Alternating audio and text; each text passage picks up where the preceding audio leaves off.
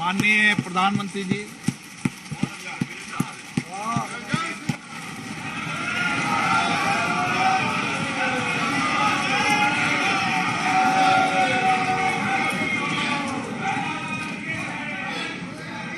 Please आपने बहिष्कार कर रखा है ना, तो आप जाइए प्लीज। ओके, प्लीज बैठ जाइए।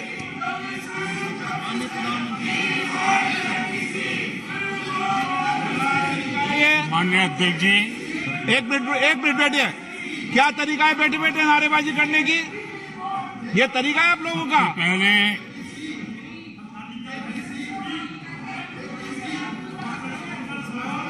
देखिए माननीय सदस्य, मैं पुनः आपको चेतावनी दे रहा हूं, नहीं तो मुझे नेम करना पड़ेगा आपको।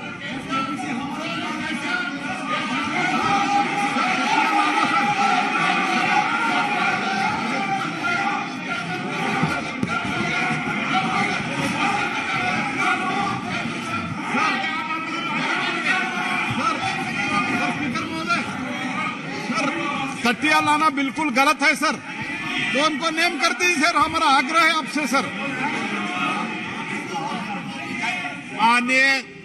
माननीय नेता, मैं आपसे आग्रह कर रहा हूं, आपके सदस्यों को समझा लिए, तख्तियां लेकर सदन में नहीं आए। आपने कहा था कि हम बहिष्कार करेंगे, तो आप अपनी बात पर कायम रहें। पिछले 3 दिन से कर रहा था सर, हम लोग का डिमांड है जेपीसी को करने के लिए, जेपीसी डालने के लिए, और जेपीसी नहीं डाल रहे थे साहब। अभी हम लोग जो है ना प्रधानमंत्री जी का सामने भी हम लोग को जो ये मुद्दा को रखना चाहता था, आपका सामने भी रखा है और हाउस का सामने भी रखा है। अभी हम लोग जो है ना सर इस बात से जो है ना हम लोग वॉकआउट कर रहे हैं। ओके,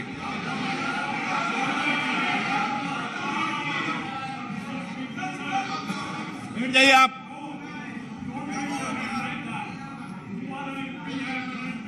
ओके,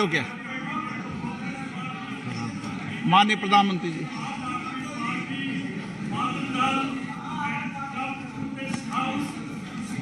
आदरणीय अध्यक्ष जी, सबसे पहले बजट पे मैं राष्ट्रपति जी के अभिभाषण पर धन्यवाद करता हूं, और ये मेरा सौभाग्य रहा है कि मुझे पहले भी कई बार राष्ट्रपति जी के अभिभाषण पर धन्यवाद करने का अवसर मिला है।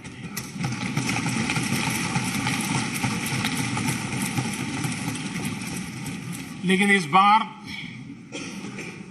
मैं धन्यवाद के साथ साथ राष्ट्रपति महोदया जी का अभिनंदन भी करना चाहता हूं।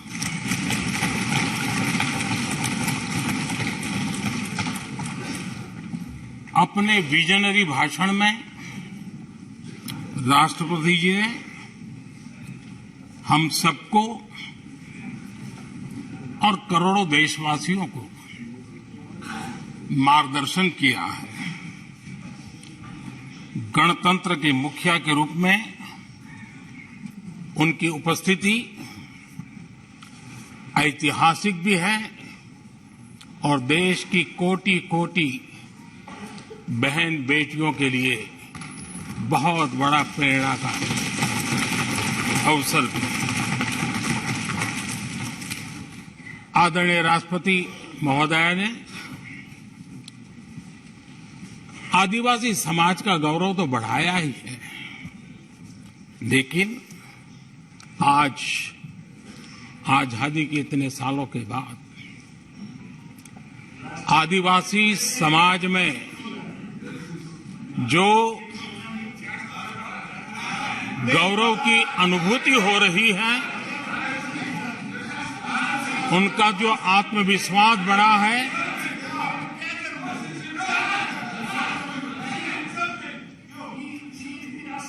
और इसके लिए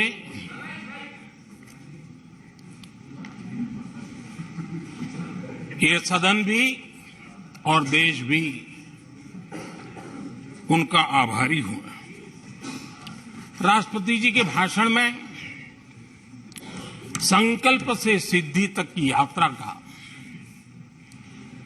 बहुत बढ़िया तरीके से एक खाका खींचा गया। एक प्रकार से देश को अकाउंट भी दिया गया, इंस्पिरेशन भी दिया गया।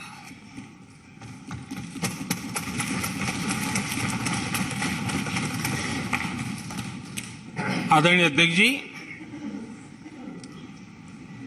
यहां पर सभी माननीय सदस्यों ने इस चर्चा में हिस्सा लिया। हर किसी ने अपने अपने आंकड़े दिए, अपने अपने तर्क दिए और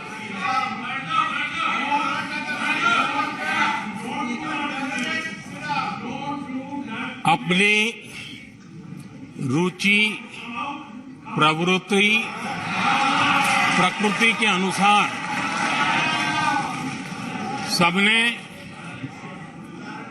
अपनी बातें रखी और जब इन बातों को गौर से सुनते हैं, उसे समझने का जब प्रयास करते हैं, तो ये भी ध्यान में आता है कि किसकी कितनी क्षमता है, किसकी कितनी योग्यता है, किसकी कितनी समझ है और किसका क्या इरादा है। ये सारी बातें प्रकट होती ही हैं और देश भली भांति तरीके से उसका मूल्यांकन भी करता है। मैं चर्चा में शामिल सभी माननीय सदस्यों का हृदय से आभार व्यक्त करता हूं, लेकिन मैं देख रहा था कल कुछ लोगों के भाषण के बाद पूरा इकोसिस्टम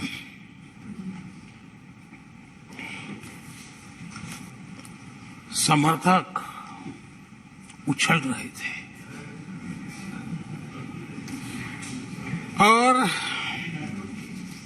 खुश होकर के कहने लगे, ये हुई है। मैं अंतिम बार बोल रहा हूं, आप सीट पर बैठे बैठे नहीं बोले, आप वरिष्ठ सदस्य हैं और कोई शब्दों को नहीं गलत,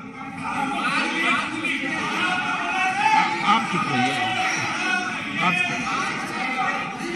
नो नो,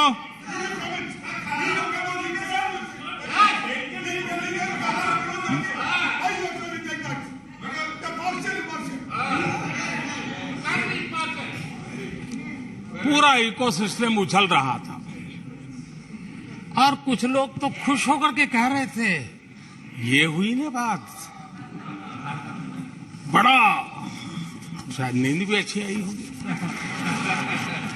शायद आज उठ भी नहीं पाए होंगे।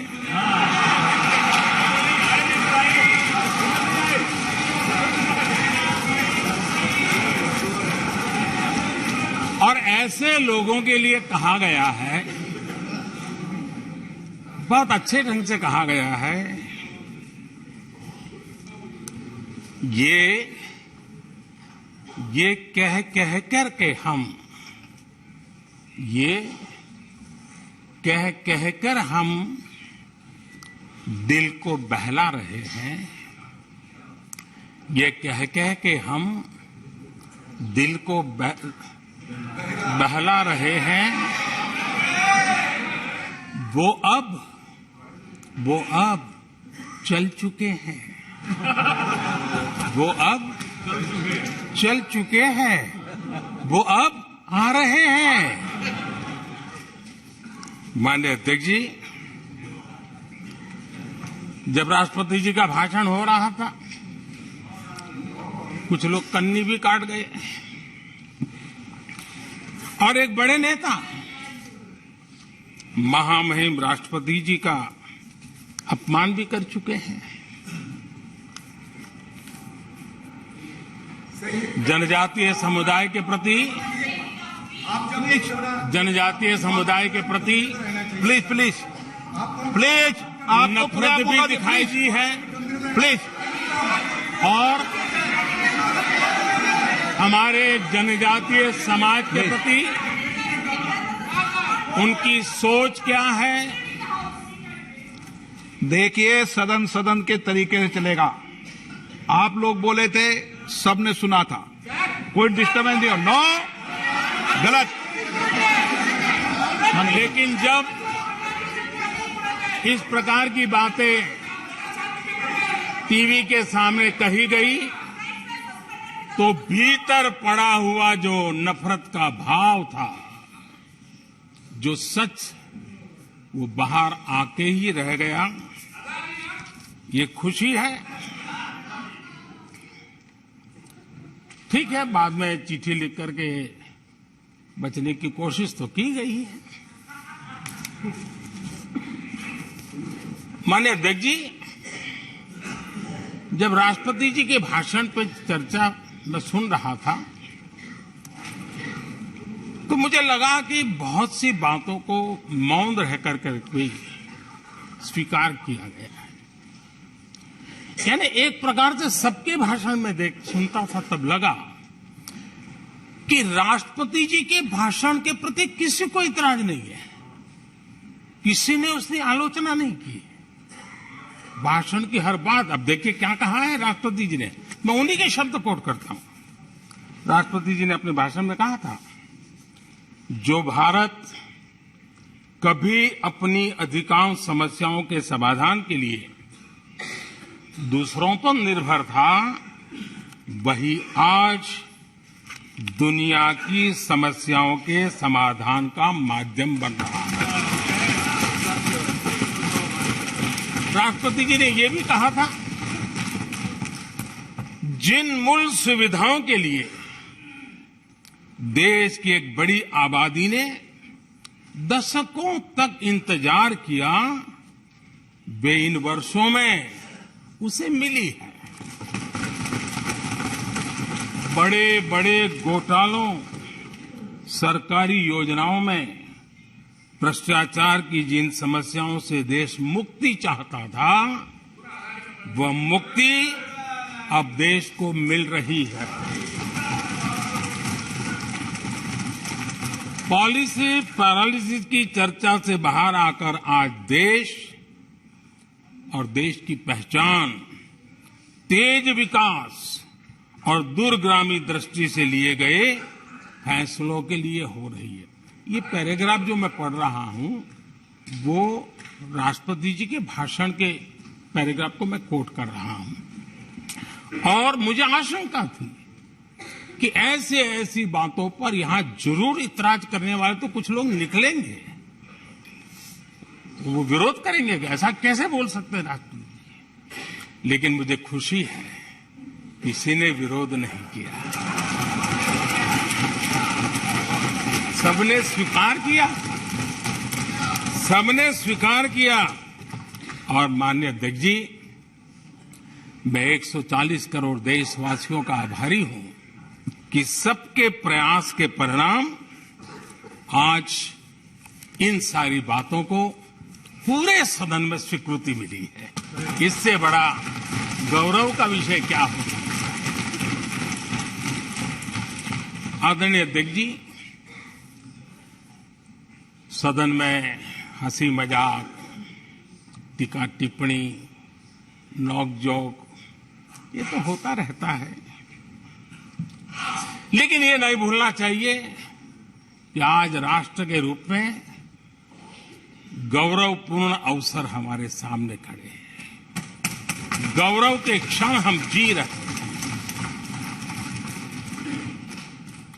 राष्ट्रपति जी के पूरे भाषण में जो बातें हैं, वो 140 करोड़ देशवासियों के सेलिब्रेशन का अवसर है। देश ने सेलिब्रेट किया है। माननीय अध्यक्ष जी, 100 साल में आई हुई ये भयंकर बीमारी, महामारी, दूसरी तरफ युद्ध की स्थिति, बटा हुआ विश्व, इस स्थिति में भी,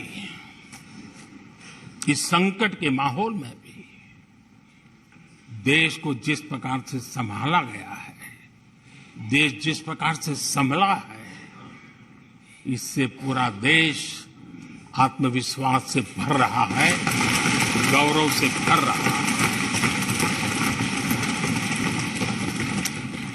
आदरणीय अध्यक्ष जी, चुनौतियों के बिना जीवन नहीं होता है, चुनौतियां तो आती हैं, लेकिन चुनौतियों से ज्यादा सामर्थ्यवान है 140 करोड़ देशवासियों का जज्बा। 140 करोड़ देशवासियों का सामर्थ्य चुनौतियों से भी ज्यादा मजबूत है, बड़ा है और सामर्थ्य से भरा हुआ है। कितनी बड़ी भयंकर महामारी, बटा हुआ विश्व, युद्ध के कारण हो रहे विनाश, अनेकों देशों में अस्थिरता का माहौल है, कई देशों में भीषण महंगाई है, बेरोजगारी, खाने पीने का संकट, और हमारे अड़ोस पड़ोस में भी जिस प्रकार से हालत बने हुई है, ऐसी स्थिति में माननीय अध्यक्ष जी, कौन हिंदुस्तानी इस बात पे गर्व नहीं करेगा कि ऐसे समय में भी देश दुनिया की 5वीं बड़ी अर्थव्यवस्था बना है।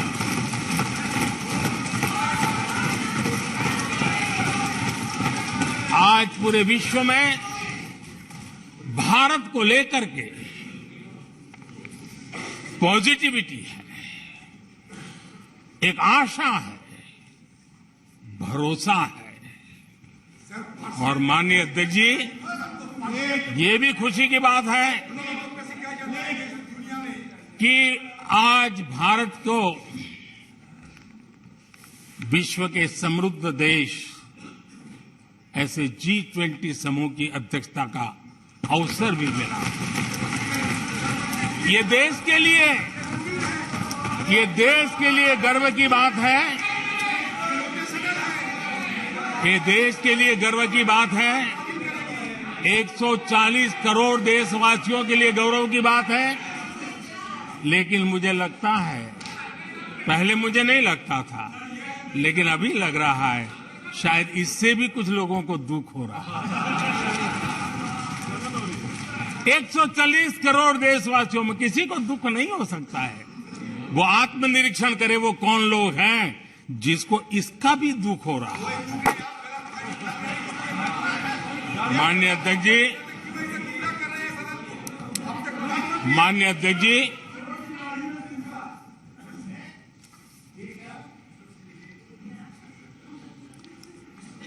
आज दुनिया की हर विश्वसनीय संस्था, सारे एक्सपर्ट्स जो वैश्विक प्रवाहों को बहुत गहराई से अध्ययन करते हैं,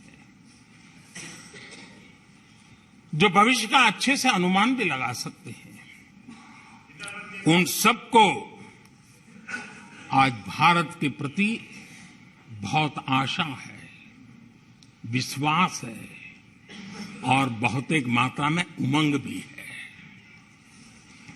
और आखिर ये सब क्यों? ऐसे ही तो नहीं है। आज पूरी दुनिया भारत की तरफ इस प्रकार से बड़ी आशा की नजरों से क्यों देख रही है? इसके पीछे कारण है। इसका उत्तर छिपा है भारत में आई स्थिरता में, भारत की वैश्विक साख में, भारत के बढ़ते सामर्थ्य में और भारत में बन रही नई संभावनाओं में। माननीय अध्यक्ष जी, हमारी रोजमर्रा की जिंदगी में जो बातें हो रही है, उसी को मैं अगर शब्दबद्ध करूं और कुछ बातें उदाहरण से समझाने की कोशिश करूं। अब आप देखिए, भारत में एक 2-3 दशक अस्थिरता के रहे, आज स्थिरता है, पॉलिटिकल स्टेबिलिटी है, स्टेबल गवर्नमेंट भी है और डिसिसिव गवर्नमेंट है।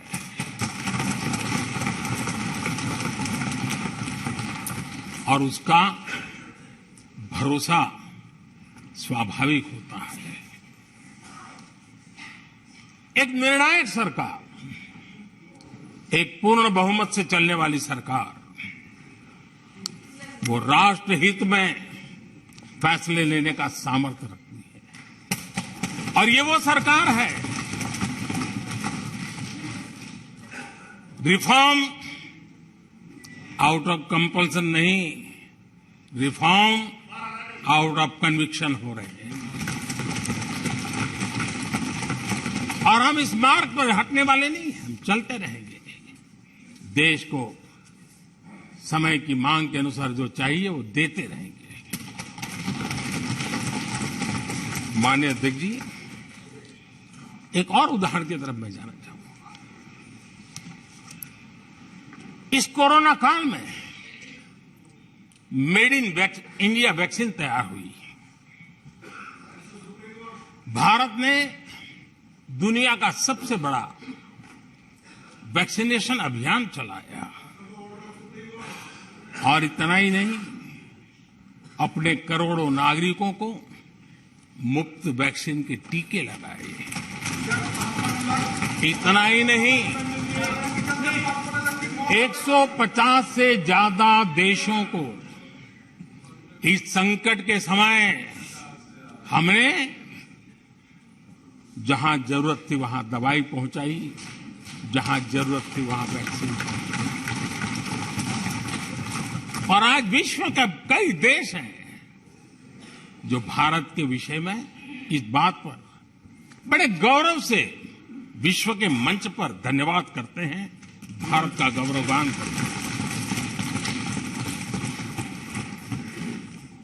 उसी प्रकार से तीसरे एक पहलू की तरफ ध्यान देता है। इसी संकट काल में आज भारत का डिजिटल इंफ्रास्ट्रक्चर, जिस तेजी से डिजिटल इंफ्रास्ट्रक्चर ने अपनी एक ताकत दिखाई है, एक आधुनिकता की तरफ बदलाव किया है, पूरा विश्व इसका अध्ययन कर रहा है। मैं पिछले दिनों G20 समिट में बाली में था।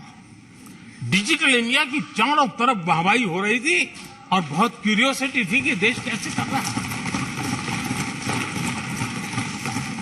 कोरोना काल में दुनिया के बड़े बड़े देश, समृद्ध देश अपने नागरिकों को आर्थिक मदद पहुंचाना चाहते थे, नोटें छापते थे, बांटते थे, लेकिन बांट नहीं पाते थे।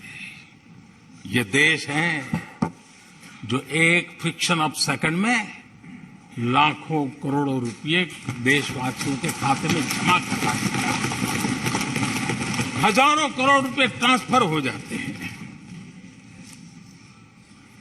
एक समय था छोटी छोटी टेक्नोलॉजी के लिए देश तरसता था। आज देश में बहुत बड़ा फर्क महसूस हो रहा है।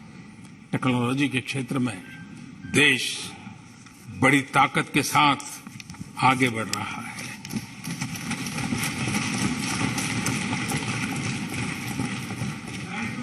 कोविन, दुनिया के लोग अपने वैक्सीनेशन का सर्टिफिकेट भी दे नहीं पाते जी। आज वैक्सीन लो, हमारे मोबाइल फोन पर हमारा सर्टिफिकेट दूसरी सेकंड पे अवेलेबल है। ये ताकत हमने दिखाई है। माननीय अध्यक्ष जी, भारत में नई संभावनाएं हैं। दुनिया को सशक्त वैल्यू और सप्लाई चेन, उसमें आज पूरी दुनिया ने, कोरोना कालखंड ने सप्लाई चेन के मुद्दे पर दुनिया को हिला के रख दिया है। आज भारत उस कमी को पूरने की ताकत के साथ आगे बढ़ रहा है। कईयों को ये बात समझना बहुत देर लग जाएगी। भारत आज इसी दिशा में एक मैन्युफैक्चरिंग हब के रूप में उभर रहा है और दुनिया भारत की समृद्धि में अपनी समृद्धि देख रही है। माननीय अध्यक्ष जी, निराशा में डूबे हुए कुछ लोग इस देश की प्रगति को स्वीकार ही नहीं कर पा रहे हैं। उन्हें भारत के लोगों की उपलब्धियां नहीं दिखती है। अरे 140 करोड़ देशवासियों के पुरुषार्थ और प्रयास का परिणाम है, जिसके कारण आज दुनिया में डंका बजना शुरू हुआ है। उन्हें भारत के लोगों के पुरुषार्थ और परिश्रम से प्राप्त उपलब्धियां उनको नजर नहीं आ रही हैं। माननीय अध्यक्ष जी, पिछले 9 वर्ष में भारत में 90,000 स्टार्टअप्स और आज स्टार्टअप की दुनिया में हम दुनिया में तीसरे नंबर पर पहुंच चुके हैं। एक बहुत बड़ा स्टार्टअप इकोसिस्टम आज देश के टायर 2, टायर 3 सिटीज में भी पहुंच चुका है। हिंदुस्तान के हर कोने में पहुंचा है। भारत के युवा सामर्थ्य की पहचान बनता जा रहा है। माननीय अध्यक्ष जी, इतने कम समय में और कोरोना के विकट कालखंड में 108 यूनिकॉर्न बने हैं और एक यूनिकॉर्न का मतलब होता है उसकी वैल्यू 6-7 हजार करोड़ से ज्यादा होती है। ये इस देश के नौजवानों ने करके दिखाया। माननीय अध्यक्ष जी, आज भारत दुनिया में मोबाइल मैन्युफैक्चरिंग में दुनिया में दूसरा बड़ा देश बन गया है। घरेलू विमान यात्री डोमेस्टिक एयर ट्रैफिक में आज विश्व में हम तीसरे नंबर पर पहुंच चुके हैं।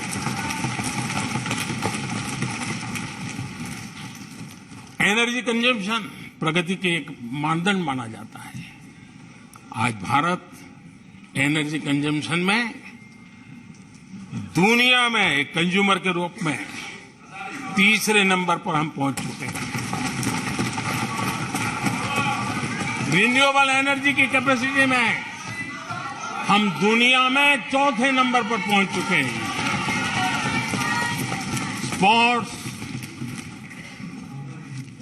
कभी हमारी कोई पूछ नहीं होती थी, कोई पूछता नहीं था।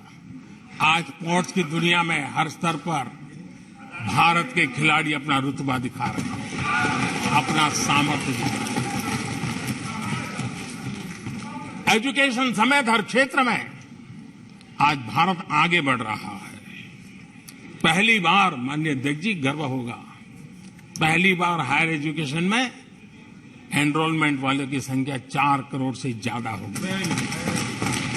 इतना ही नहीं, बेटियों की भी भागीदारी बराबर होती जा रही है।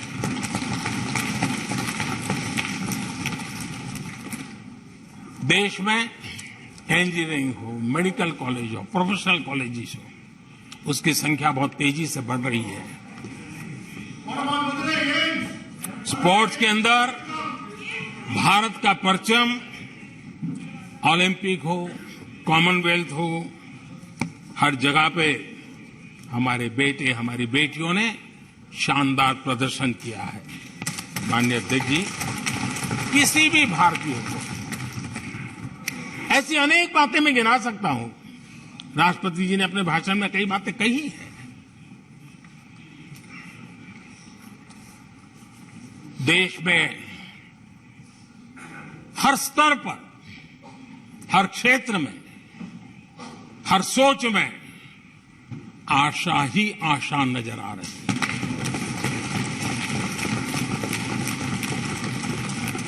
है। एक विश्वास से भरा हुआ देश है,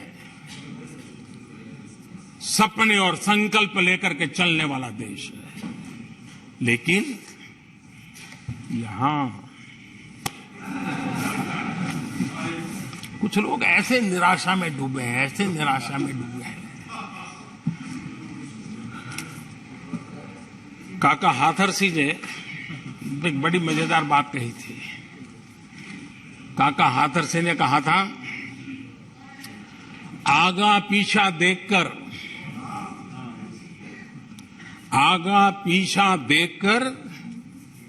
क्यों होते गमगीन, जैसी जिसकी भावना वैसा दिखे सीन।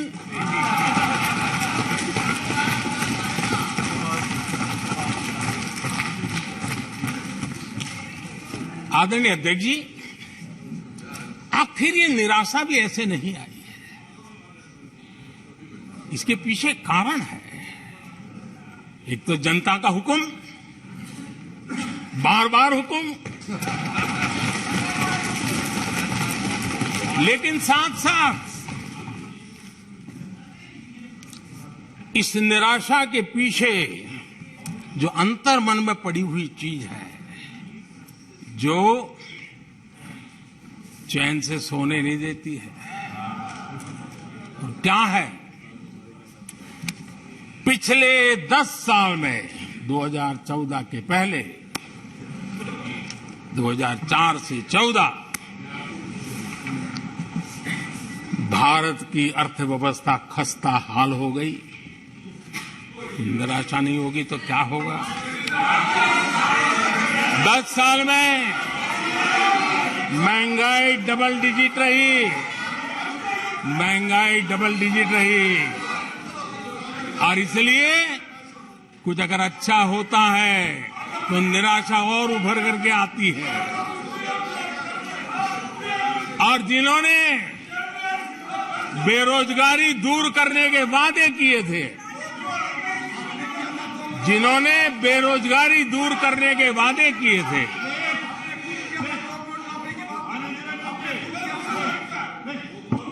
माननीय अध्यक्ष जी, एक बार जंगल में 2 नौजवान शिकार करने के लिए गए और वो गाड़ी में अपनी बंदूक नीचे उतार करके थोड़ा टहलने लगे। उन्होंने सोचा कि थोड़ा अभी आगे चलना है तो थोड़ा जरा हाथ पैर ठीक कर ले, लेकिन गए थे तो बाघ का शिकार करने के लिए, और उन्होंने देखा आगे जाएंगे तो बाघ मिलेगा। लेकिन हुआ ये कि वहीं पर बाघ दिखाई दिया। अभी नीचे उतरे थे, अपनी गाड़ी में बंदूक वहीं पड़ी थी। बाघ दिखा, करे क्या? तो उन्हें लाइसेंस दिखाया कि मेरे पास बंदूक का लाइसेंस है।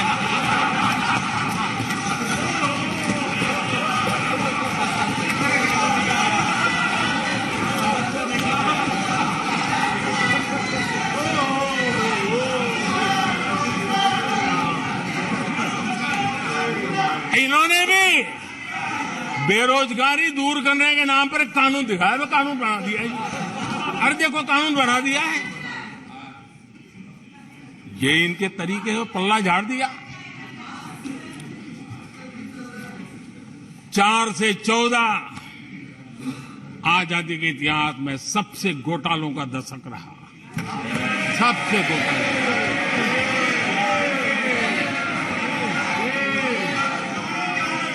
वही 10 साल, यूपीए के वो 10 साल, कश्मीर से कन्याकुमारी,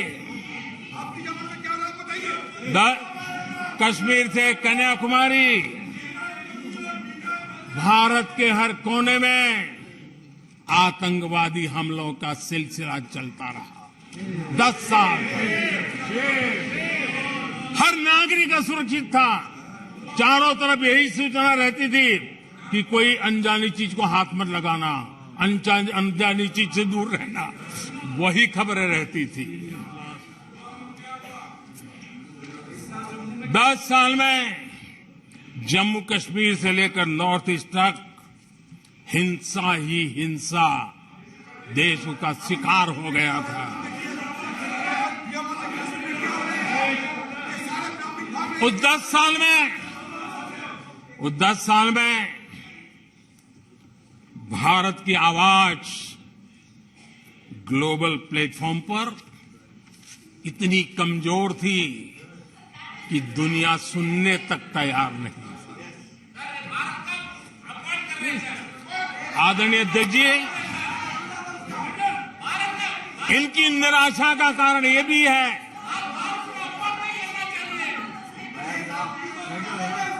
आज जब देश की क्षमता का परिचय हो रहा है, 140 करोड़ देशवासियों का सामर्थ्य खिल रहा है, खुल करके सामने आ रहा है। लेकिन देश का सामर्थ्य तो पहले भी था, लेकिन 4 से ले 14 तक इन्होंने वो अवसर गंवा दिया। और यूपीए की पहचान बन गई, हर मौके को मुसीबत में पलट दिया, हर मौके को मुसीबत में पलट दिया। जब टेक्नोलॉजी इंफॉर्मेशन का युग बड़ी तेजी से बढ़ रहा था, उछल रहा था, उसी समय ये 2G में फंसे रहे। मौका मुसीबत में। सिविल न्यूक्लियर डील हुआ। जब सिविल न्यूक्लियर डील की चर्चा थी, तब ये कैश फॉर वोट में फंसे रहे। ये खेल चले। आदरणीय अध्यक्ष जी, 2010 में कॉमनवेल्थ गेम्स हुए।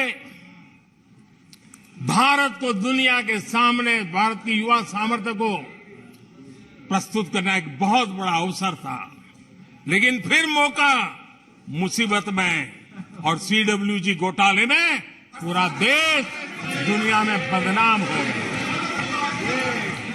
आदरणीय अध्यक्ष जी,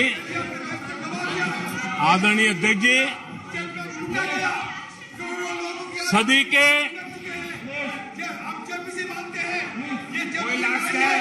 के दूसरे दशक में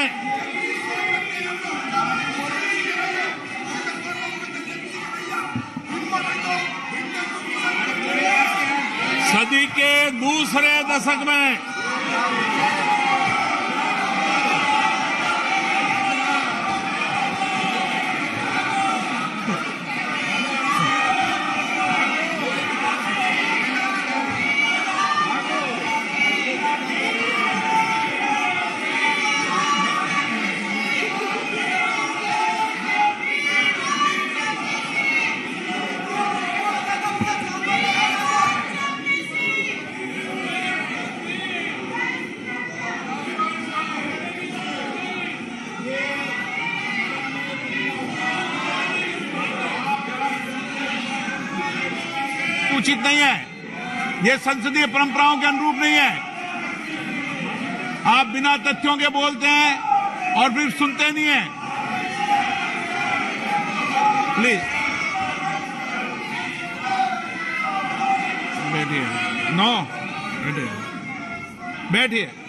no no no no no. आदरणीय अध्यक्ष जी,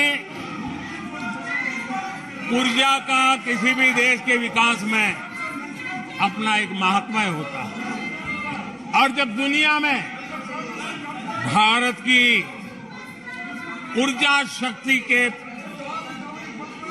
उभार की दिशा में चर्चा की जरूरत थी, इस सदी के दूसरे दशक में हिंदुस्तान की चर्चा ब्लैकआउट के नाते हुई।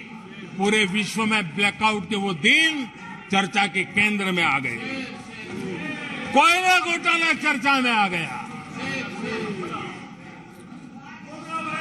आदरणीय अध्यक्ष जी, देश पर इतने आतंकी हमले हुए, 2008 के हमलों को कोई भूल नहीं सकता है, लेकिन आतंकवाद पर सीना तान कर आंख में आंख मिला करके हमले करने का सामर्थ्य नहीं था, उसे चुनौती को चुनौती देने की ताकत नहीं थी, और उसके कारण आतंकवादियों के हौसले बुलंद होते गए और पूरा देश 10 साल तक खून बहता रहा। मेरे देश के निर्दोष लोगों का वो दिन गए थे। आदरणीय अध्यक्ष जी, जब एलओसी एलएसी भारत के सामर्थ्य की ताकत का अवसर रहता था, उस समय डिफेंस डील को लेकर के हेलीकॉप्टर घोटाले और सत्ता को कंट्रोल करने वाले लोगों के नाम उसमें चिन्हित हो गए। आदरणीय अध्यक्ष जी, जब देश के लिए जरूरत थी और निराशा के मूल में ये चीजें पड़ी हुई है, सब उभर करके आ रहा है।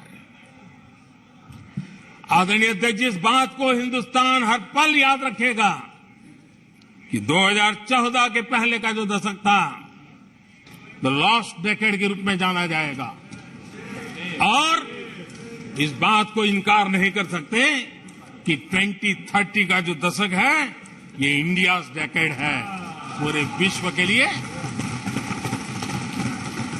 आदरणीय अध्यक्ष जी, थैंक यू शशि जी।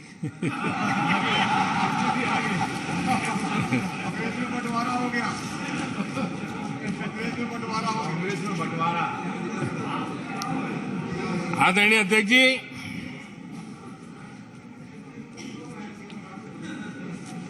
लोकतंत्र में आलोचना का बहुत महत्व मैं मानता हूं, और मैं हमेशा मानता हूं कि भारत जो कि मदर ऑफ डेमोक्रेसी है, सदियों से हमारे यहां लोकतंत्र हमारी रगों में पनपा हुआ है, और इसलिए मैं हमेशा मानता हूं कि आलोचना एक प्रकार से लोकतंत्र की मजबूती के लिए, लोकतंत्र के संवर्धन के लिए, लोकतंत्र के स्पिरिट के लिए आलोचना एक शुद्धि यज्ञ है। उस रूप में हम आलोचना को देखने वाले हैं। लेकिन दुर्भाग्य से बहुत दिनों से मैं इंतजार कर रहा हूं, कोई तो मेहनत करके आएगा, कोई तो एनालिसिस करके कोई आलोचना करेगा ताकि देश को कुछ लाभ हो। लेकिन 9 साल आलोचना ने आरोपों में गंवा दिए जिन्होंने, सिवाय आरोप, गाली गलौज, कुछ भी बोल दो, इसके सिवाय कुछ नहीं किया। गलत आरोप। और हाल ये चुनाव हार जाओ, ईवीएम खराब, दे दो गाली। चुनाव हार जाओ, चुनाव आयोग को गाली दे दो। क्या तरीका है? अगर कोर्ट में फैसला पक्ष में नहीं आया तो सुप्रीम कोर्ट को गाली दे दो, उसकी आलोचना कर दो। अगर भ्रष्टाचार की जांच हो रही है,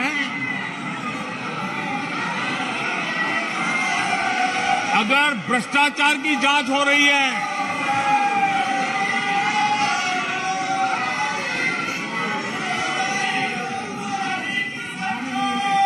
माननीय अध्यक्ष जी, अगर भ्रष्टाचार की जांच हो रही है तो जांच एजेंसियों को गाली दो।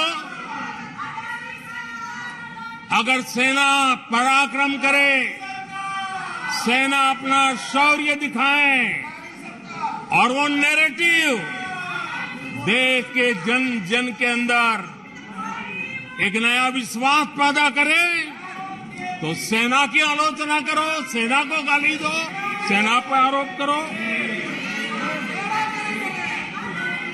कभी आर्थिक देश की प्रगति की खबरें आए, आर्थिक प्रगति की चर्चा हो, विश्व के सारे संस्थान भारत के आर्थिक गौरवगान करें, तो यहां से निकलो, आरबीआई को गाली दो, भारत के आर्थिक संस्थानों को गाली दो। आदरणीय अध्यक्ष जी, हमने 9 साल देखा है माननीय कंस्ट्रक्टिव क्रिटिसिज्म की जगह, माननीय आप सदन के नेता हैं, आप माननीय सदस्यों को समझा दें। लोकतंत्र के लिए जिसकी ये आवश्यकता है, संसदीय परंपरा के अनुरूप नहीं है कि बैठे बैठे बोलें। नो, गलत, नो, नो, आपने भी बोला है, गलत तरीका है ये। नो, बैठ जाइए, गलत तरीका है।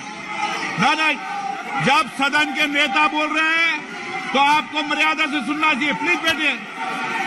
माननीय प्रधानमंत्री जी। माननीय अध्यक्ष जी, पिछले 9 साल हमने देखा है कुछ लोगों की बैंक्रप्सी को देखा है कि कंस्ट्रक्टिव क्रिटिसिज्म की जगह कंपल्सिव क्रिटिक्स ने ले ली है, और ये कंपल्सिव क्रिटिक्स इसी में डूबे हुए हैं, खोए हुए हैं। माननीय अध्यक्ष जी,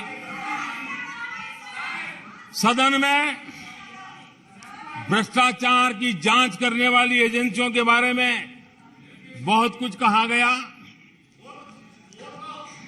और मैंने देखा कि बहुत सारे विपक्ष के लोग इस विषय में सूर मिला रहे थे। मिले मेरा तेरा सूर।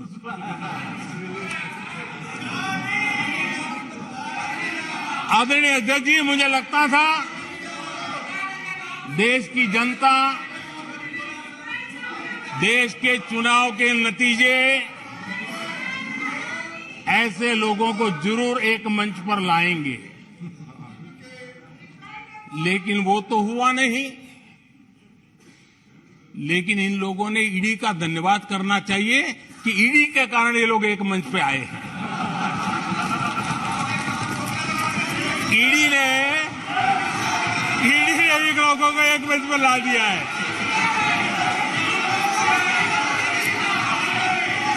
और इसलिए जो काम देश के मतदाता नहीं कर पाए,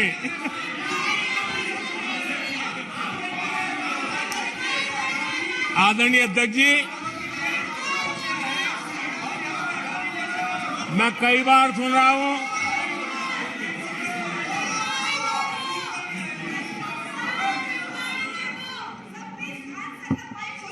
माननीय अध्यक्ष जी, मैं कई बार सुन रहा हूं यहां कुछ लोगों को हार्वर्ड स्टडी का बड़ा क्रेज है। हार्वर्ड स्टडी है, बड़ा क्रेज है।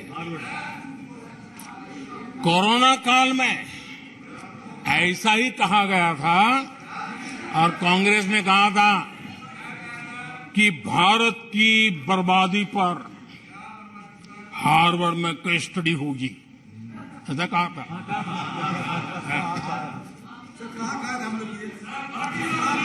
और कल फिर सदन में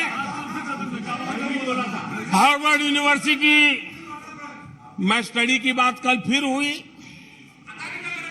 लेकिन माननीय अध्यक्ष जी, बीते वर्षों में माननीय अध्यक्ष जी, बीते वर्षों में हार्वर्ड में एक बहुत बढ़िया स्टडी हुई है, बहुत इंपॉर्टेंट स्टडी हुई है। और उस स्टडी है, उसका टॉपिक क्या था मैं जरूर सदन को बताना चाहूंगा, और ये स्टडी हो चुकी है। स्टडी है the rise and decline of India's Congress party. ये स्टडी हो चुका है, और मुझे विश्वास है अध्यक्ष जी, मुझे विश्वास है भविष्य में कांग्रेस की बर्बादी पर सिर्फ हार्वर्ड नहीं, बड़े बड़े विश्वविद्यालयों में अध्ययन होना ही होना है, और डुबाने वाले लोगों पर भी होने वाला। आदरणीय अध्यक्ष जी, मैं ऐसे लोगों के लिए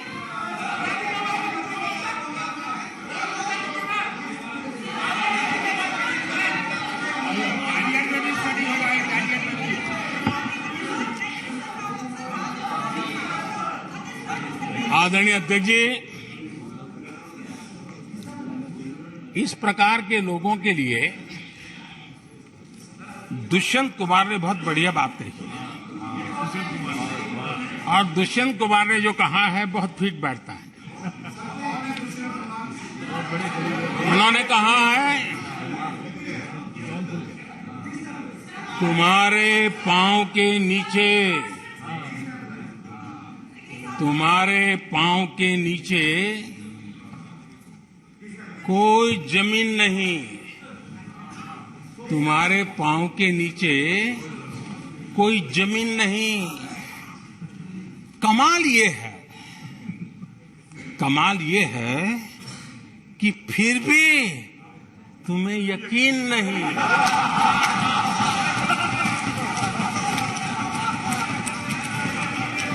माननीय अध्यक्ष जी,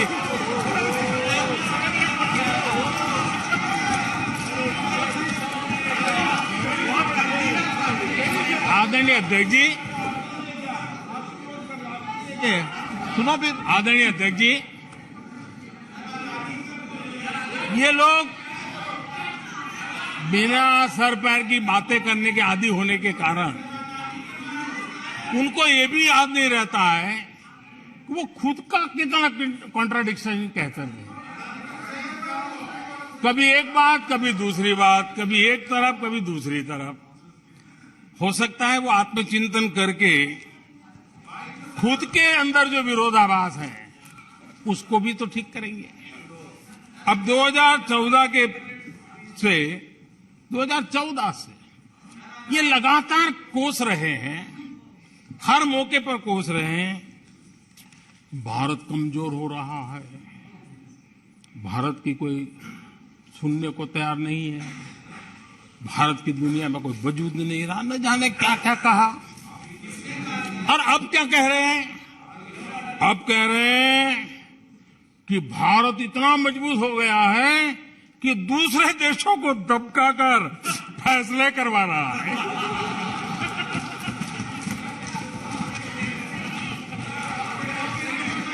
अरे पहले ये तो तय करो भाई कि भारत कमजोर हुआ है कि मजबूत हुआ है। माननीय अध्यक्ष जी,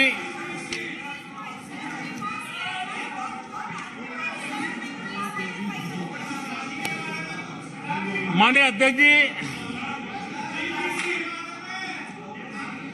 कोई भी जीवंत संगठन होता है, अगर एक जीवंत व्यवस्था होती है, जो जमीन से जुड़ी हुई व्यवस्था होती है, वे जनता जनार्दन में क्या चलता है लोगों के अंदर उसका चिंतन करता है, उससे कुछ सीखने की कोशिश करता है और अपनी राह भी समय रहते हुए बदलता रहता है। लेकिन जो अहंकार में डूबे होते हैं, जो बस सब कुछ हम ही को ज्ञान है, सब हमारा ये सही सही है, ऐसी जो सोच में जीते हैं, उनको लगता है कि मोदी को गाली दे करके ही हमारा रास्ता निकलेगा, मोदी पर झूठे अनाप शनाप कीचड़ उछाल करके ही रास्ता निकलेगा। अब 22 साल बीत गए, वो गलतफहमी पाल करके बैठे हुए हैं।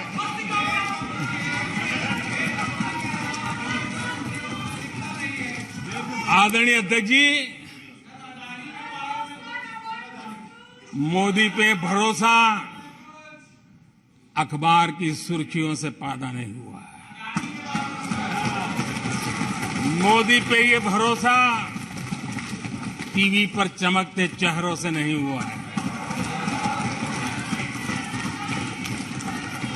जीवन खपा दिया है, पल पल खपा दिए है, देश के लोगों के लिए खपा दिए है, देश के उज्जवल भविष्य के लिए खपा दिए है।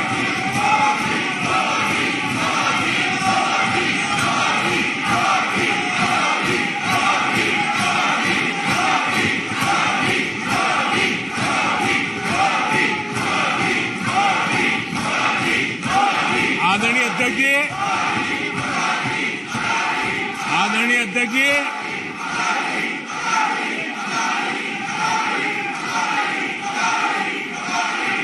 आदरणीय अध्यक्ष जी,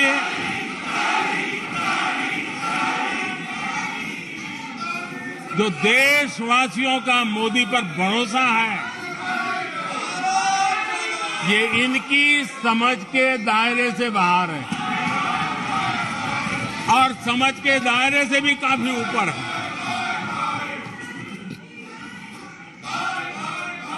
क्या ये झूठे आरोप लगाने वालों पर मुफ्त राशन प्राप्त करने वाले मेरे देश के 80 करोड़ देशवासी क्या कभी उन पर भरोसा करेंगे क्या? आदरणीय अध्यक्ष ji, one nation one ration card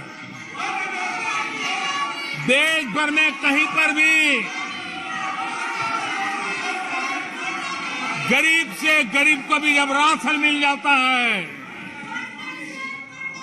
वो आपकी झूठी बातों पर, आपके गलत गलीच आरोपों पर कैसे भरोसा करेगा? आदरणीय अध्यक्ष जी, जिस किसान के खाते में साल में 3 बार पीएम किसान सम्मान निधि के 11 करोड़ किसानों के खाते में पैसा जमा होते हैं, वो आपकी गालियां, आपके झूठे आरोपों पर विश्वास कैसा करेगा? आदरणीय अध्यक्ष जी, जो कल फुटपाथ पर जिंदगी जीने के लिए मजबूर था, जो झुग्गी झोपड़ी में जिंदगी बसर करता था, ऐसे 3 करोड़ से ज्यादा लोगों को पक्के घर मिले हैं। उनको तुम्हारी ये गालियां, ये तुम्हारे झूठी बातें क्यों वो भरोसा करेगा? अध्यक्ष जी, आदरणीय अध्यक्ष जी, 9 करोड़ लोगों को मुफ्त गैस का कनेक्शन मिला है, वो आपकी झूठ को कैसे स्वीकार करेगा? 11 करोड़ बहनों को इज्जत घर मिला है, शौचालय मिला है, वो आपके झूठ को कैसे स्वीकार करेगा? आदरणीय अध्यक्ष जी, आजादी के 75 साल बीत गए, 8 करोड़ परिवारों को आज नल से जल मिला है, वो माताएं तुम्हारे झूठ को कैसे स्वीकार करेगी? तुम्हारी गलतियों को, गालियों को कैसे स्वीकार करेगी? आयुष्मान भारत योजना से 2 करोड़ परिवारों को मदद पहुंची है, जिंदगी बच गई है उनकी। मुसीबत के समय मोदी काम आया है, तुम्हारी गालियां को वो कैसे स्वीकार करेगा? कैसे स्वीकार करेगा? आदरणीय अध्यक्ष जी, आपकी गालियां, आपके आरोपों को इन कोटि आदरणीय अध्यक्ष जी, आपकी गालियों को, आपके आरोपों को इन कोटि भारतीयों से होकर के गुजरना पड़ेगा, जिनको दशकों तक मुसीबतें में जिंदगी जीने के लिए तुमने मजबूर किया था। आदरणीय अध्यक्ष जी, कुछ लोग अपने लिए, अपने परिवार के लिए बहुत कुछ तबाह करने पर लगे हुए हैं, अपने लिए, अपने परिवार के लिए जी रहे हैं। मोदी तो 25 करोड़ देशवासियों के परिवार का सदस्य है। आदरणीय अध्यक्ष जी, 140 करोड़ देशवासियों के आशीर्वाद, ये मेरा सबसे बड़ा सुरक्षा कवच है। और गालियों के शस्त्र से, झूठ के शस्त्रास्त्रों से इस सुरक्षा कवच को कभी तुम भेद नहीं सकते हो। वो विश्वास का सुरक्षा कवच है और इन शस्त्रों से तुम कभी भेद नहीं सकते हो। आदरणीय अध्यक्ष जी,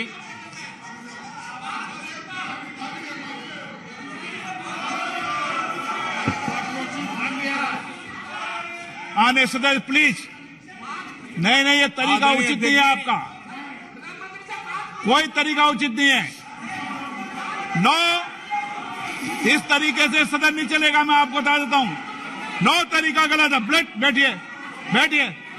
क्या सदन है, संसद है? बैठकर टिप्पणी करते हैं। सदन के नेता बोलते हैं जब कुछ शांत रखा करो, मर्यादा रखा करो चीजों की।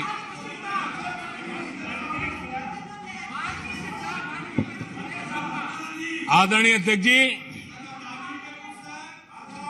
हमारी सरकार कुछ बातों के लिए प्रतिबद्ध है। समाज के वंचित वर्ग को वरीयता, उस संकल्प को लेकर के हम जी रहे हैं, उस संकल्प को लेकर के चल रहे हैं। दशकों तक दलित, पिछड़े, आदिवासी जिस हालत में उनको छोड़ दिया गया था,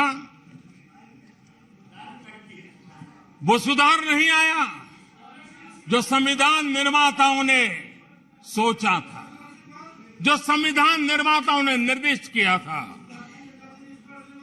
2014 के बाद गरीब कल्याण योजनाओं का सर्वाधिक लाभ मेरे इन्हीं परिवारों को मिला है। दलित, पिछड़ों, आदिवासी की बस्तियों में पहली बार, मानिए थे कि पहली बार बिजली पहुंची है। मीलों तक पानी के लिए जाना पड़ता था, पहली बार नल से जल पहुंच रहा है, इन परिवारों में पहुंच रहा है। माननीय अध्यक्ष जी, अनेक परिवार, कोटि कोटि परिवार पहली बार पक्के घर में आज जा पाए हैं, वहां रह पाए हैं। आदरणीय अध्यक्ष जी, जो बस्तियां आपने छोड़ दी थी, आपके लिए चुनाव के समय ही जिसकी याद आती थी, आज सड़क हो, बिजली हो, पानी हो, इतना ही नहीं 4G कनेक्टिविटी भी वहां पहुंच रही है। आदरणीय अध्यक्ष जी, पूरा देश गौरव कर रहा है। आज एक आदिवासी राष्ट्रपति के रूप में जब देखते हैं, पूरा देश गौरवगान कर रहा है। आज देश में आदि जाति समूह के नर नारी, जिन्होंने मातृभूमि के लिए जीवन तर्पण कर दिए, आजादी के जंग का नेतृत्व किया, उनका पुण्य स्मरण आज हो रहा है और हमारे आदिवासियों का गौरव दिवस मनाया जा रहा है। और हमें गर्व है कि ऐसी महान हमारे आदिवासी परंपरा के प्रतिनिधि के रूप में एक महिला देश का नेतृत्व कर रही है, राष्ट्रपति के रूप में काम कर रही है। हमने उनका हक दिया है। आदरणीय जी,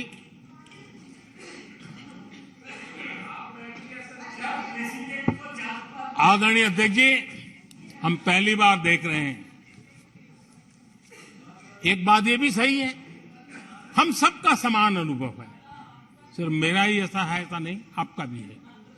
हम सब जानते हैं कि जब मां सशक्त होती है तो पूरा परिवार सशक्त होता है। जब मां सशक्त होती है तो परिवार सशक्त होता है, परिवार सशक्त होता है तो समाज सशक्त होता है, और तभी जाकर के देश सशक्त होता है। और मुझे संतोष है कि माताएं, बहनों, बेटियों को सबसे ज्यादा सेवा करने का सौभाग्य हमारी सरकार को मिला है। हर छोटी मुसीबत को दूर करने का प्रामाणिक पूर्वक प्रयास किया है। बड़ी संवेदनशीलता के साथ उस पर हमने ध्यान केंद्रित किया है। आदरणीय अध्यक्ष जी, कभी कभी मजाक उड़ाया जा रहा है, ऐसा कैसा प्रधानमंत्री है, लाल किले पर से टॉयलेट की बातें करता है, बड़ी मजाक उड़ाई गई। आदरणीय अध्यक्ष जी, ये टॉयलेट, ये इज्जतघर, इन मेरी माताओं बहनों की क्षमता, उनकी सुविधा, उनका सुरक्षा का सम्मान करने वाली बात। इतना ही नहीं मानिए अध्यक्ष जी, जब मैं सैनिटरी पैड की बात करता हूं तो लोगों को लगता है अरे प्रधानमंत्री ऐसे विजय में क्यों जाते हैं। माननीय अध्यक्ष जी, सैनिटरी पैड्स के अभाव में गरीब बहन बेटियों के अपमान सहती थी, बीमारियों का शिकार हो जाती थी। माताओं बहनों को धुएं में दिन के कई घंटे बिताने पड़ते थे, उनका जीवन धुएं फंसा रहता था, उसे मुक्ति दिलाने का काम उन गरीब माताओं बहनों को करने का सौभाग्य हमें भी रहा। जिंदगी खप जाती थी, आधा समय पानी के लिए, आधा समय केरोसिन की लाइन के अंदर खपे रहते थे। आज उसे मुक्ति देने का संतोष, उन माताओं बहनों को मुक्ति देने का संतोष।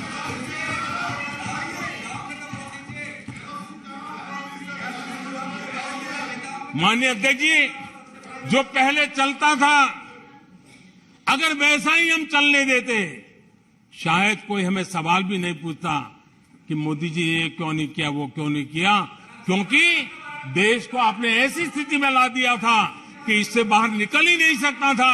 वैसी निराशा में देश को झोंक कर रखा हुआ था।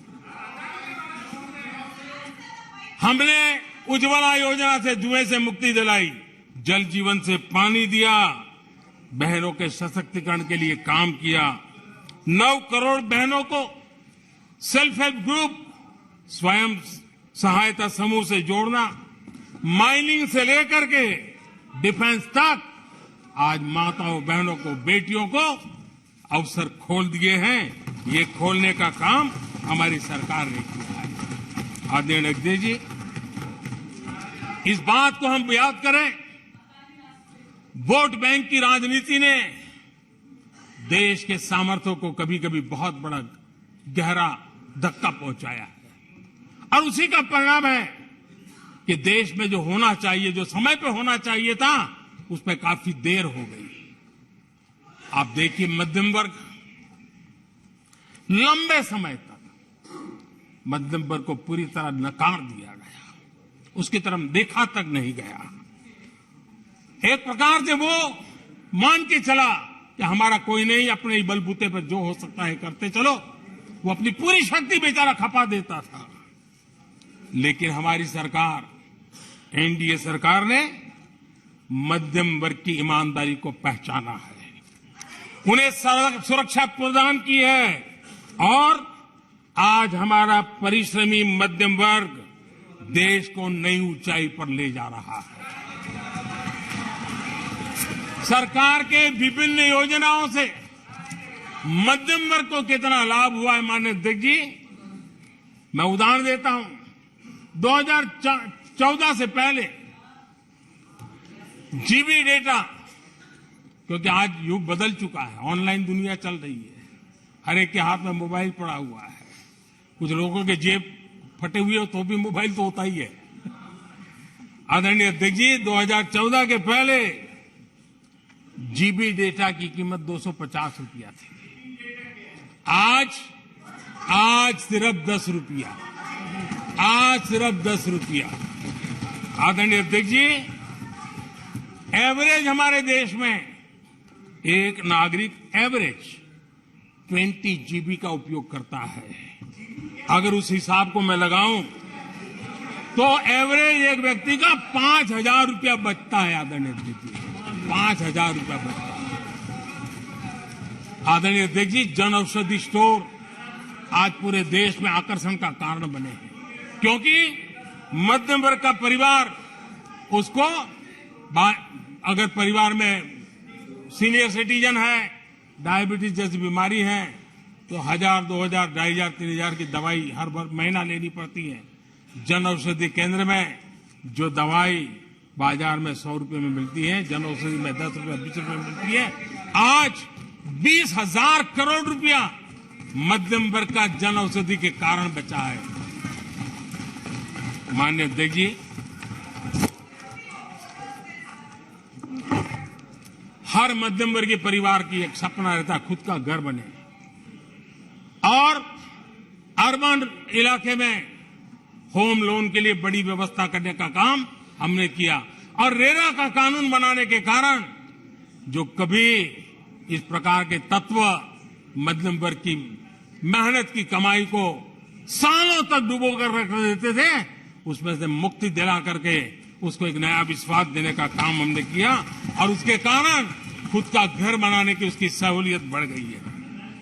आदरणीय अध्यक्ष जी, हर मध्यम वर्गीय परिवार को अपने बच्चों के भविष्य के लिए, उसके उच्च शिक्षा के लिए उसके मन में एक रहता है, मंसूबा रहता है। वो चाहता है आज जितनी मात्रा में मेडिकल कॉलेजेस हो, इंजीनियरिंग कॉलेज हो, प्रोफेशनल कॉलेजों की संख्या बढ़ाई गई है, सीटें बढ़ाई गई हैं, उसने मध्यम वर्ग के एस्पिरेशन को बहुत उत्तम तरीके से एड्रेस किया है। उसको विश्वास होने लगा है कि उनके बच्चों का उज्जवल भविष्य निर्धारित है। आदरणीय अध्यक्ष जी, देश को आगे बढ़ाना है तो भारत को आधुनिकता की तरफ गए बिना कोई चारा नहीं, और समय की मांग है कि अब समय नहीं गवा सकते, और इसलिए हमने इंफ्रास्ट्रक्चर की तरफ बहुत बड़ा ध्यान दिया है। और ये भी माने स्वीकार होगा, भारत की एक जमाने में पहचान थी गुलामी के कालखंड के पहले। गुलामी के कालखंड के पहले ये देश आर्किटेक्चर के लिए, इंफ्रास्ट्रक्चर के लिए दुनिया में उसकी एक ताकत थी, पहचान थी। गुलामी के कालखंड में सारा नष्ट हो गया। देश आजाद होने के बाद वो दिन दोबारा में आएगा ऐसी आशा थी, लेकिन वो भी समय बीत गया। जो होना चाहिए था, जिस गति से होना चाहिए, जिस स्केल से होना चाहिए था, वो हम नहीं कर पाए। आज उसमें बहुत बड़ा बदलाव इस दशक में देखा जा रहा है। सड़क हो, समुद्री मार्ग हो, व्यापार हो, वाटरवेज हो, हर क्षेत्र में आज इंफ्रास्ट्रक्चर का कायाकल्प देख रहा है। हाईवे पर रिकॉर्ड निवेश हो रहा है। माननीय अध्यक्ष जी, दुनिया भर में आज चौड़ी सड़कों की बात होती थी, भारत में चौड़ी सड़कें, हाईवे, एक्सप्रेसवे आज देश की नई पीढ़ी देख रही है। भारत में वैश्विक स्तर के अच्छे हाईवे, एक्सप्रेस दिखे, इस दिशा में हमारा काम है। पहले रेलवे इंफ्रास्ट्रक्चर अंग्रेजों ने जो देकर के गए, उसी पर भी हम बैठे रहे, उसी को हमने अच्छा मान लिया, गाड़ी चलती थी। आदरणीय अध्यक्ष जी, वो समय था, आदरणीय अध्यक्ष जी, वो समय था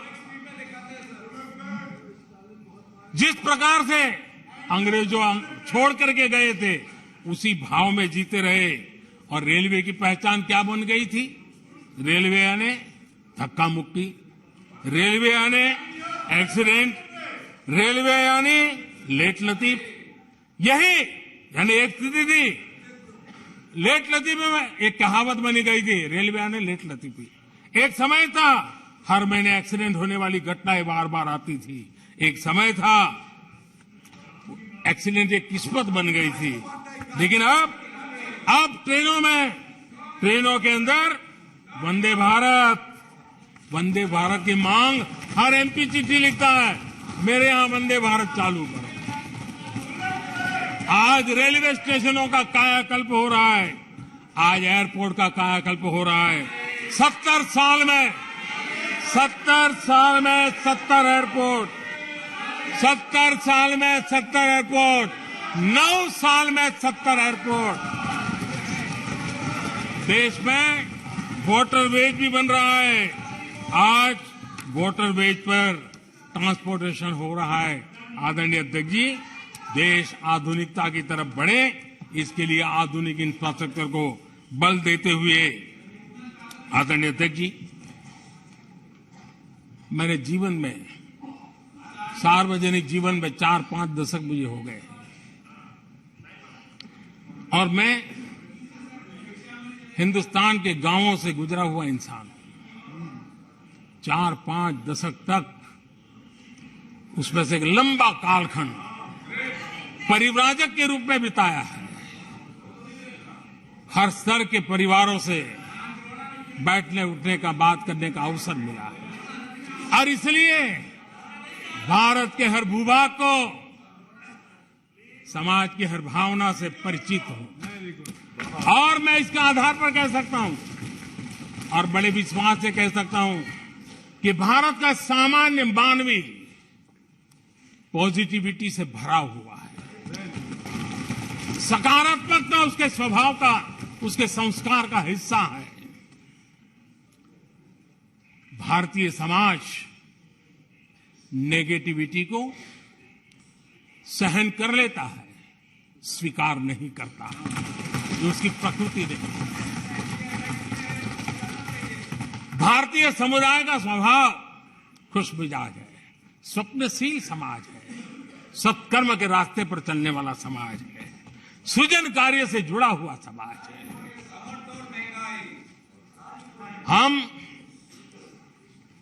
मैं आज कहना चाहूंगा, जो लोग सपने लेकर के बैठे हैं कि कभी यहां बैठते थे, फिर कभी मौका मिलेगा, ऐसे लोग जरा 50 बार सोचें, अपने तौर तरीकों पर जरा पुनर्विचार करें। लोकतंत्र में आपको भी आत्मचिंतन करने की आवश्यकता है। आधार आज डिजिटल लेन देन का सबसे बड़ा महत्वपूर्ण अंग बन गया। आपने उसको भी निराधार करके रख दिया था, अब उसके भी पीछे पड़ गए थे। उसको भी रोकने के लिए कोर्ट कचहरी तक को छोड़ा नहीं था। जीएसटी को न जाने क्या क्या कह दिया गया, पता नहीं, लेकिन आज हिंदुस्तान की अर्थव्यवस्था को और सामान्य मानवी को जीवन सुगम बनाने में जीएसटी ने एक बहुत बड़ी भूमिका अदा की। वो जमा एचएएल को कितनी गालियां दी गई, किस प्रकार से बड़े बड़े फोरम का मिसयूज किया गया। आज एशिया का सबसे बड़ा हेलीकॉप्टर बनाने वाला हब बन चुका है, जहां से तेजस हवाई जहाज सैकड़ों की संख्या में बन रहे हैं। भारतीय सेना के हजारों करोड़ रुपए का ऑर्डर आज एचएएल के पास है। भारत के अंदर आज वाइब्रेंट डिफेंस इंडस्ट्री आगे आ रही है। आज भारत डिफेंस एक्सपोर्ट करने लगा है। माननीय अध्यक्ष जी, हिंदुस्तान के हर नौजवान को गर्व होता है। निराशा में डूबे हुए लोगों से अपेक्षा नहीं है। आदरणीय अध्यक्ष जी, आप जानते हैं भली भांति, समय सिद्ध कर रहा है, जो कभी यहां बैठते थे वो वहां जाने के बाद भी फेल हुए, वहां जाने के बाद भी फेल हुए और देश पास होता जा रहा है, डिस्टिंक्शन पे जा रहा है। और इसलिए समय की मांग है कि आज निराशा में डूबे हुए लोग थोड़ा स्वस्थ मन रख के आत्मचिंतन करें। आदरणीय अध्यक्ष जी, यहां जम्मू कश्मीर की भी चर्चा हुई, जम्मू कश्मीर की भी चर्चा हुई, और जो अभी अभी जम्मू कश्मीर घूम कर गए उन्होंने देखा होगा कितने आन बान शान के साथ आप जम्मू कश्मीर में जा सकते हैं, घूम सकते हैं, फिर सकते हैं। आदरणीय अध्यक्ष जी, पिछली शताब्दी के उत्तरार्ध में, आदरणीय अध्यक्ष जी, पिछली शताब्दी के उत्तरार्ध में मैं भी जम्मू कश्मीर में यात्रा लेके गया था और लाल चौक में तिरंगा फहराने का संकल्प लेकर के चला था। और तब आतंकवादियों ने पोस्टर लगाए थे, आतंकवादियों ने पोस्टर लगाए थे उस समय, और कहा था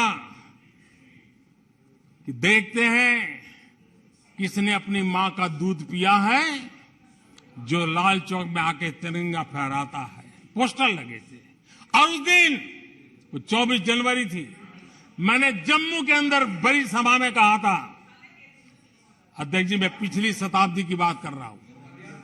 और तब मैंने कहा था आतंकवादी कान खोल करके सुन ले। उस दिन मैंने कहा था आतंकवादी कान खोल करके सुन ले। 26 जनवरी को ठीक 11 बजे मैं लाल चौक पहुंचूंगा, बिना सिक्योरिटी आऊंगा, बुलेट प्रूफ जैकेट के बिना आऊंगा और फैसला लाल चौक में होगा किसने अपनी मां का दूध पिया।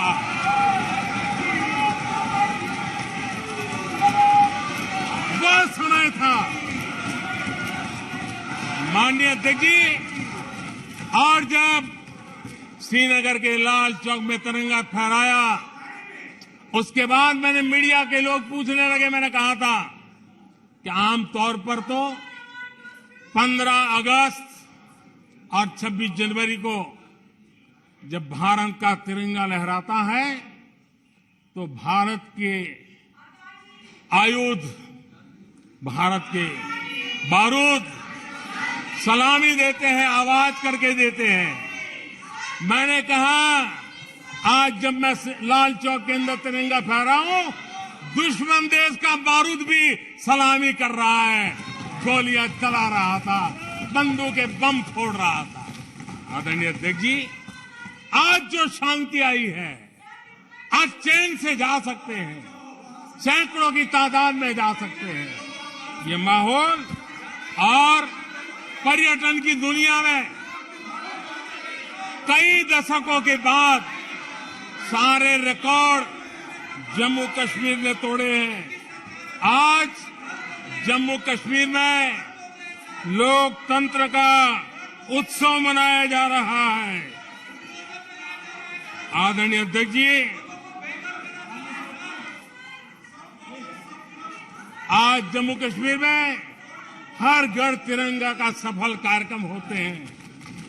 मुझे खुशी है, कुछ लोग हैं जो कभी कहते थे तिरंगे से शांति बिगड़ने का खतरा लगता था। कुछ लोगों को ऐसा कहते थे कि तिरंगे से जम्मू कश्मीर में शांति बिगड़ने का खतरा लगता था। वक्त देखिए, वक्त का मजा देखिए, अब वो भी तिरंगा यात्रा में शरीक हो गए।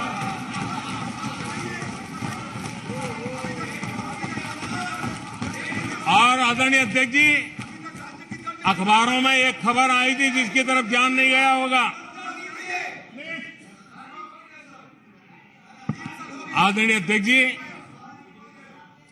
उसी समय अखबारों में एक खबर आई थी कि क्योंकि लोग टीवी में चमकने की कोशिश में लगे थे, लेकिन उसी समय श्रीनगर के अंदर दशकों बाद थिएटर हाउसफुल चल रहे थे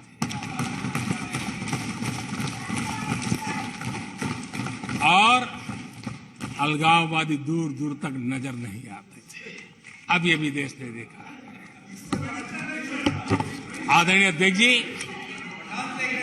अभी हमारे साथी आकर ही हमारे माननीय सदस्य नॉर्थ ईस्ट के लिए कह रहे थे। मैं कहूंगा जरा एक बार नॉर्थ ईस्ट हो आइए। आपके जमाने का नॉर्थ ईस्ट और आज के जमाने का नॉर्थ ईस्ट देखिए। आधुनिक चौड़े हाईवे हैं, रेल की सुख सुविधा वाली सफर है, आप आराम से हवाई जहाज से जा सकते हैं। नॉर्थ ईस्ट के हर कोने में आज बड़ी, और मैं गर्व के साथ कहता हूं, आजादी का 75 साल मना रहे हैं, तब मैं गर्व से कहता हूं 9 साल में करीब 7500 7,500 7,500 जो हथियार के रास्ते पे चल पड़े थे, ऐसे लोगों ने सरेंडर किया और अलगाववादी प्रवृत्ति छोड़ करके मुख्य धारा में आने का काम किया है। आदरणीय अध्यक्ष जी, आज त्रिपुरा में लाखों परिवारों को पक्का घर मिला है, उसकी खुशी में मुझे शरीक होने का अवसर मिला। जब मैंने मैंने त्रिपुरा में हीरा योजना की बात कही थी, तब मैंने कहा था हाईवे, हाईवे, रेलवे और एयरवे, ये हीरा का आज सफलतापूर्वक त्रिपुरा की धरती पर मजबूती नजर आ रही है। त्रिपुरा तेज गति से आज भारत की विकास यात्रा का भागीदार बना है। आदरणीय अध्यक्ष जी, मैं जानता हूं सच सुनने के लिए भी बहुत सामर्थ्य लगता है। आदरणीय अध्यक्ष जी, झूठे गंदे आरोपों को सुनने के लिए भी बहुत बड़ा धैर्य लगता है। और मैं इन सबका अभिनंदन करता हूं जिन्होंने धैर्य के साथ गंदी से गंदी बातें सुनने का ताकत दिखाई है। ये अभिनंदन के अधिकारी है। लेकिन जो सच सुनने का सामर्थ्य नहीं रखते हैं, वो कितनी निराशा की गर्त में डूब चुके होंगे, इसका देश आज सबूत देख रहा है। माननीय अध्यक्ष जी,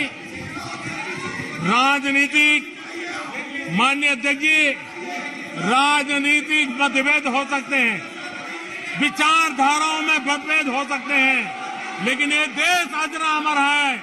आओ हम चल पड़े 2047 आजादी के 100 साल मनाएंगे, एक विकसित भारत बना के रहेंगे, एक सपने लेकर के चले, एक संकल्प लेकर के चले, पूरे सामर्थ्य के साथ चले।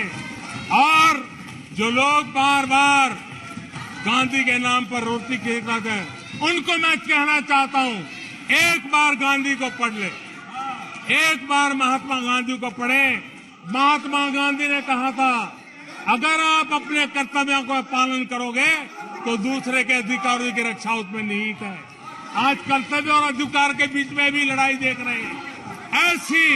ऐसी नासमझी शायद देश ने पहली बार देखी होगी।